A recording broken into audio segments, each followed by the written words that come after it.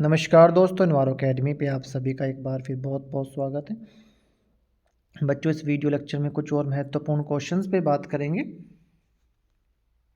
हमारा आज का पहला क्वेश्चन जो है, डेली लाइफ में किस तरीके से जो डेली यूज़ की चीज़ें हैं टॉक्सिसिटी आ सकती है, इसको बेस्ड बना के ये क्वेश्चन इस प्रकार का किया जाता है। जैसे क्वेश्चन है, the newspaper contains one of the following toxic material, it is lead. आप लोगों ने भी सुना होगा, देखा होगा, पिछले कुछ साल में काफ़ी इस तरीके की न्यूज़ आती रहती है कि इस मटेरियल में टॉक्सिक है, इस मटेरियल में जो है हैवी मेटल है। न्यूज़पेपर पे भी न्यूज़ आया था कि आपका जो न्यूज़पेपर में इंक यूज़ की जाती है उसकी प्रिंटिंग के लिए, उसमें लेड होता है। और कॉमनली हम देखते हैं बस स्टॉप पे, रेलवे स्टेशन पे खाना जो है रैप करके दे दिया जाता है न्यूज़पेपर में, तो हमें नहीं खाना चाहिए। उसी प्रकार से मैगज़ीन हो गए, आपके कैटलॉग हो गए, उनमें जो इंक यूज़ की जाती है उनमें कैडमियम भी मिलता है। तो थोड़ा सा ध्यान से इस टाइप के क्वेश्चन हमें करने चाहिए। इस क्वेश्चन का सही आंसर अगर हम देखें तो लेड होगा। अगला क्वेश्चन है, which of the below is not an idea behind solid waste management stop waste generation. ये संभव ही नहीं है। आपको भी पता है कि वेस्ट को हम प्रोड्यूस होने से रोक ही नहीं सकते, कम कर सकते हैं, बट हाँ, ये संभव नहीं है। तो ऑप्शन नंबर डी इस क्वेश्चन का सही आंसर है। Density of ash produced in municipal solid waste. ये क्वेश्चन काफ़ी बार बच्चे गलत कर देते हैं, क्योंकि वो उनका ध्यान रहता है density of municipal solid waste पे। अगर वो देखेंगे हम तो 450 से 500, बट अगर ऐश जो है ये पूछते हैं तो 700 kg पर क्यूबिक मीटर, ये सही आंसर है।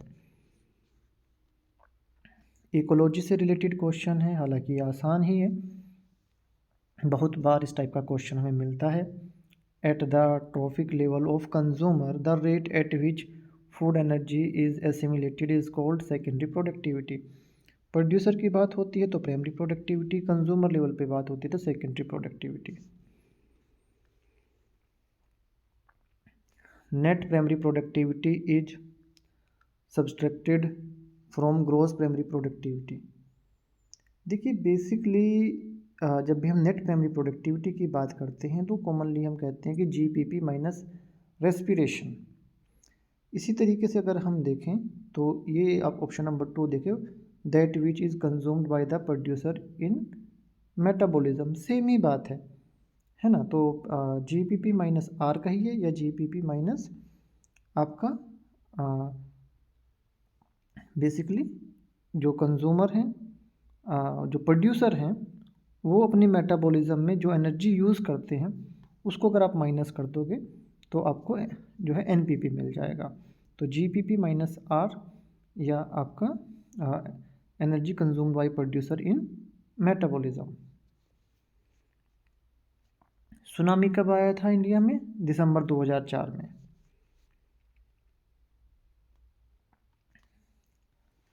अगला क्वेश्चन असर्शन रीजन पे बेस्ड है, ध्यान से हम पढ़ेंगे। सबसे पहले तो दोनों स्टेटमेंट को। Energy produce from biomass is consider bio neutral. Biomass does not add CO2 to the atmosphere. पहला स्टेटमेंट में कार्बन न्यूट्रल जो शब्द है, इससे आप क्या समझते हैं? देखिए, जब आप प्लांट लगाते हैं, कोई भी ग्रो करते हैं, चाहे उसका बाद में अपने एनर्जी के रूप में ही यूज़ क्यों ना करना हो, तो वो फोटोसिंथेसिस करेगा। फोटोसिंथेसिस के प्रोसेस में वो एटमॉस्फेयर से CO2 एब्जॉर्ब करेगा। आपने बाद में उसको हार्वेस्ट किया, जला दिया, और जला के या कोई से एनर्जी बनाई, उसको जलाया, और उससे CO2 जो है निकलेगा। तो पूरा प्रक्रम में नेट इमिशन ज़ीरो है। जितना वो अपने ग्रोथ में CO2 एब्जॉर्ब करेगा उतना ही बर्न होने पे रिलीज़ करेगा लगभग। इस प्रकार से कार्बन न्यूट्रल इसको कहा जाता है कि भाई जब प्लांट ने ग्रो किया तो फोटोसिंथेसिस के माध्यम से ग्रो किया। फोटोसिंथेसिस के प्रोसेस में एटमॉस्फेयर से CO2 जो है प्लांट में ट्रैप हो गई, सिक्वेस्ट्रेट हो गई, सिंक हो गई, प्लांट के अंदर एब्जॉर्ब होगी वो carbon.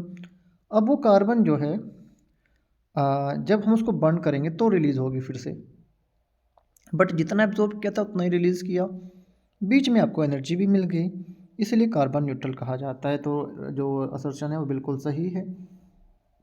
Biomass does not add CO2 to the atmosphere, ऐसा नहीं है, जैसा मैंने अभी बताया कि ऐड करता है बट उससे पहले उतना ही वो एब्जॉर्ब कर लेता है। तो ऑप्शन नंबर सी इस क्वेश्चन का सही आंसर होगा। आप इसको थोड़ा ठीक कर लेंगे, थोड़ा ऊपर चला गया है, तो option number C A is correct but R is not correct, इस क्वेश्चन का सही आंसर है।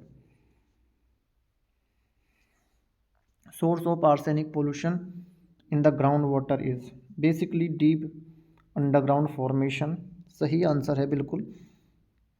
जो आपकी रॉक्स हैं होलोसिनी टाइम की, उन रॉक्स में आर्सेनिक मिलता है, वहाँ से वो लीच होके पानी में आता है। जब हम पानी को पंप करते हैं और उसको ड्रिंक करते हैं तो हमारी बॉडी में आ जाता है।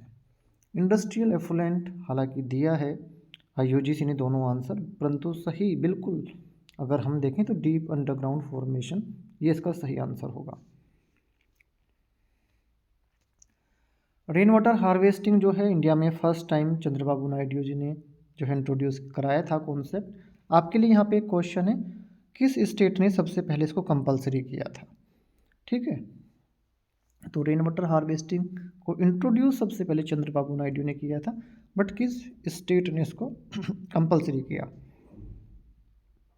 मेधा पाटकर जी जो हैं वो नर्मदा बचाओ आंदोलन से रिलेटेड हैं, काफ़ी फेमस जो हैं इन्वायरमेंटल के सेक्टर में ये हैं, और काफ़ी स्ट्रगल इन्होंने इसके लिए किया था, नर्मदा बचाओ मूवमेंट। तो बच्चों हमें पूरी पूरी उम्मीद है ये वीडियो लेक्चर सीरीज़ आपके लिए बहुत बहुत हेल्पफुल होगी। आप ये सारे लेक्चर ध्यान से सुन के ये जो PDF हम आपको ब्रॉडकास्ट लिस्ट में देते हैं व्हाट्सएप पे, इसको जो है आप डाउनलोड करके रख लीजिए। ये क्वेश्चन कहीं ना कहीं आपको ज़रूर काम आएंगे। God bless you, take care बच्चों।